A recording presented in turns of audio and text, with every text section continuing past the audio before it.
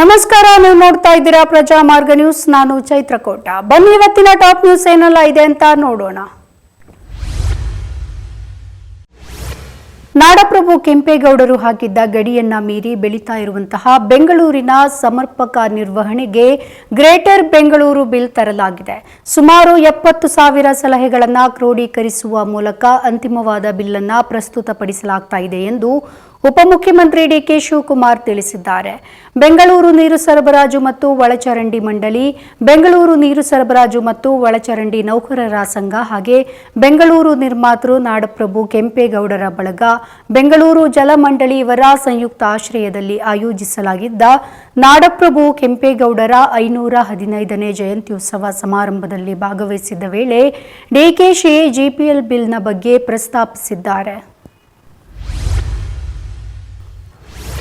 ಹಣಕಾಸು ಸಚಿವೆ Nirmala Sitharaman ಮಂಡಿಸಿರುವಂತಹ budget 2024 CM Siddaramaiah ತೀಕ್ಷ್ಣವಾಗಿ ಟೀಕಿಸಿದ್ದಾರೆ. ಈ ಬಜೆಟ್ನಲ್ಲಿ ನಿರ್ಮಲಾ ಸೀತಾರಾಮನ್ ಚೊಂಬು ಕೊಟ್ಟಿದ್ದಾರೆ, ಕರ್ನಾಟಕಕ್ಕೆ ಪಂಗನಾಮ ಹಾಕಿದ್ದಾರೆ ಎಂದು ಖಾರವಾಗಿ ಹೇಳಿಕೆ ನೀಡಿದರು. ಸುದ್ದಿಗೋಷ್ಠಿಯನ್ನ ನಡೆಸಿ ಮಾತನಾಡಿದಂತಹ ಸಿದ್ದರಾಮಯ್ಯ ಅವರು ಆಂಧ್ರಪ್ರದೇಶ, ಬಿಹಾರ ರಾಜ್ಯಗಳಿಗೆ ವಿಶೇಷ ಅನುದಾನ ಕೊಟ್ಟಿದ್ದಾರೆ. ಬೇರೆ ರಾಜ್ಯಗಳಿಗೆ ಯಾವುದೇ ಕೊಡುಗೆಯನ್ನ ನೀಡಿಲ್ಲ. ಯಾಕಂದ್ರೆ ನರೇಂದ್ರ ಮೋದಿ ಪ್ರಧಾನಿಯಾಗಿ ಉಳಿಯಬೇಕಂದ್ರೆ ಆ ರಾಜ್ಯಗಳ ಸಹಕಾರ ಬೇಕು. ಅದಕ್ಕಾಗಿ ವಿಶೇಷ ಅನುದಾನವನ್ನ ಕೊಟ್ಟಿದ್ದಾರೆ ಎಂದು ವ್ಯಂಗ್ಯವಾಡಿದ್ರು. ಅಸಹಜ ಲೈಂಗಿಕ ದೌರ್ಜನ್ಯದ ಆರೋಪದ ಮೇಲೆ ಬಂಧನಕ್ಕೆ ಒಳಗಾಗಿದ್ದ ಹಾಸನದ ವಿಧಾನ ಪರಿಷತ್ ಸದಸ್ಯ ಡಾಕ್ಟರ್ ಸೂರಜ್ ರೇವಣ್ಣ ನಿನ್ನೆ ಪರಪ್ಪನ ಅಗ್ರಹಾರ ಜೈಲಿನಿಂದ ಬಿಡುಗಡೆಯಾಗಿದ್ದಾರೆ. ಬೆಂಗಳೂರಿನ ಜನಪ್ರತಿನಿಧಿಗಳ ನ್ಯಾಯಾಲಯ ಜಾಮೀನು ಮಂಜೂರು ಮಾಡಿದ ಹಿನ್ನೆಲೆಯಲ್ಲಿ ಜಾಮೀನು ಪ್ರಕ್ರಿಯೆಯನ್ನ ಮುಗಿಸಿ ಬೆಂಗಳೂರಿನ ಪರಪ್ಪನ ಅಗ್ರಹಾರ ಜೈಲಿನಿಂದ ಹೊರಬಂದಿದ್ದಾರೆ. ಕಳೆದ ತಿಂಗಳು ಸೂರಜ್ ರೇವಣ್ಣ ವಿರುದ್ಧ ಅಸಹಜ ಲೈಂಗಿಕ ದೌರ್ಜನ್ಯದ ಆರೋಪ ಕೇಳಿಬಂದಿತ್ತು. ಜೆಡಿಎಸ್ ಕಾರ್ಯಕರ್ತನೊಬ್ಬ ಸೂರಜ್ ರೇವಣ್ಣ ತಮ್ಮ ಮೇಲೆ ಅಸಹಜ ಲೈಂಗಿಕ ದೌರ್ಜನ್ಯವನ್ನು ಎಸಗಿದ್ದಾರೆ ಎಂದು ಆರೋಪಿಸಿ ಹೊಳೆನರಸೀಪುರ ಪೊಲೀಸರಿಗೆ ದೂರನ್ನ ನೀಡಿದ್ರು. ವಾಲ್ಮೀಕಿ ನಿಗಮದ ಹಗರಣಕ್ಕೆ ಸಂಬಂಧಿಸಿದಂತೆ ಸಿಎಂ, ಡಿಸಿಎಂ ಮತ್ತು ಮಾಜಿ ಸಚಿವ ನಾಗೇಂದ್ರ ಅವರ ಹೆಸರನ್ನ ಹೇಳುವಂತೆ ನಿಗಮದ ಹಿಂದಿನ ಎಂಡಿ ಕಲ್ಲೇಶಪ್ಪ ಅವರಿಗೆ ಇಡಿ ಅಧಿಕಾರಿಗಳು ಕಿರುಕುಳವನ್ನ ನೀಡ್ತಾ ಇದ್ದಾರೆ ಎಂದು ಕಾಂಗ್ರೆಸ್ ಆಪಾದಿಸಿದೆ. ಈ ವಿಚಾರದಲ್ಲಿ ಇಡಿ ಅಧಿಕಾರಿಗಳ ಮೇಲೆ ಎಫ್ಐಆರ್ ದಾಖಲಿಸಲಾಗಿದೆ.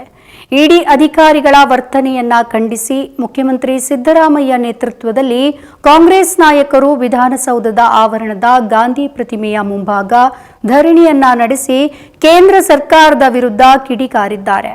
ಲೋಕಸಭೆಯಲ್ಲಿ ಇಡಿ ನಡೆಯ ಪ್ರಸ್ತಾಪವನ್ನ ಮಾಡಿಸುತ್ತೇವೆ ಎಂದು ಸಿದ್ದರಾಮಯ್ಯ ಗುಡುಗಿದ್ದಾರೆ. ಕಾಂಗ್ರೆಸ್ ಪಕ್ಷ ವಿಧಾನಸಭಾ ಚುನಾವಣೆಯಲ್ಲಿ ಗೆದ್ದು ಅಧಿಕಾರವನ್ನ ಹಿಡಿಯಬೇಕೆಂದು ಪಂಚ ಗ್ಯಾರಂಟಿ ಯೋಜನೆಗಳನ್ನು ಘೋಷಿಸಿತ್ತು. ಆದರೆ ಈಗ ಗೆದ್ದು ಬಂದ ಬಳಿಕ ಈ ಯೋಜನೆಗಳನ್ನು ಪೂರ್ಣಗೊಳಿಸಲು ಹರಸಾಹಸ ಪಡ್ತಾ ಇದೆ. ಅನುದಾನಕ್ಕಾಗಿ ಹೆಣಗಾಡ್ತಾ ಇದೆ. ಇದೀಗ ಕಾರ್ಮಿಕ ಮಕ್ಕಳ ಶಿಕ್ಷಣಕ್ಕೆ ಸರ್ಕಾರ ನೀಡ್ತಾ ಇದ್ದಂತಹ ಧನ ಸಹಾಯ ಕಡಿತಗೊಳಿಸಿದೆ. ಇದರಿಂದ ಕಾರ್ಮಿಕರ ಮಕ್ಕಳ ಶಿಕ್ಷಣಕ್ಕೆ ಕೊಡಲಿ ಪೆಟ್ಟು ಬಿದ್ದಿದೆ. ಗ್ಯಾರಂಟಿ ಯೋಜನೆಯ ಬಿಸಿ ಈಗ ಕಾರ್ಮಿಕರ ಮಕ್ಕಳಿಗೂ ಕೂಡ ತಟ್ಟಿದೆ.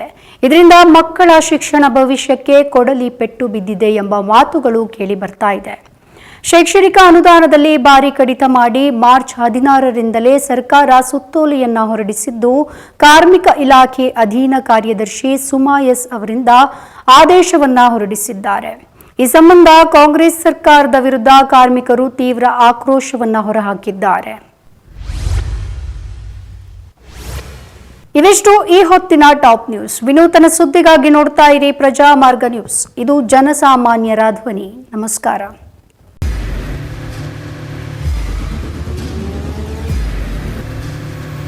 ಪ್ರಜಾ ಮಾರ್ಗ ನ್ಯೂಸ್, ಇದು ಜನಸಾಮಾನ್ಯರ ಧ್ವನಿ. ನಮಸ್ಕಾರ.